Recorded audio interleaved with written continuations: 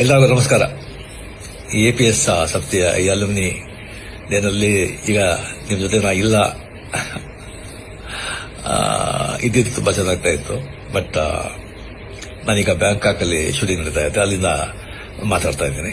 So ನಿಮ್ಮ ಜೊತೆ ಮಾತಾಡೋದೇ ನನಗೆ ತುಂಬಾ ಸಂತೋಷ. APS ಹೈಸ್ಕೂಲ್ ಅಂಡ್ ಕಾಲೇಜ್ ಅದನ್ನು ಓದಿ ಅನ್ನೋದು ಗರ್ವ, ನನಗೆ ತುಂಬಾ ಹೆಮ್ಮೆ.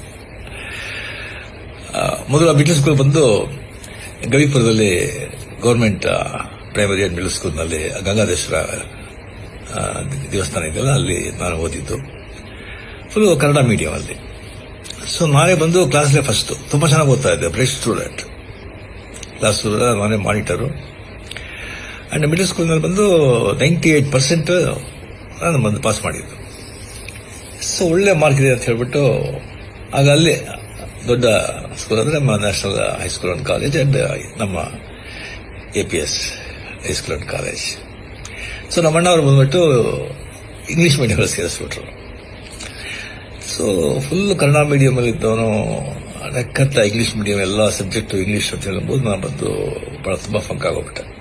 ಸೊ ಫಸ್ಟ್ ಬೆಂಚಲ್ಲಿದ್ದ ಸ್ಟೂಡೆಂಟ್ ಲಾಸ್ಟ್ ಬೆಂಚ್ ಬಂದ್ಬಿಟ್ಟೆ. ತುಂಬಾ ಡಿಪ್ರೆಷನ್, ತುಂಬಾ ಫಂಕ್ ಆಗಿ ಬಹಳ ಕಷ್ಟವಾಗ್ತಾ ಇತ್ತು. ಆಗ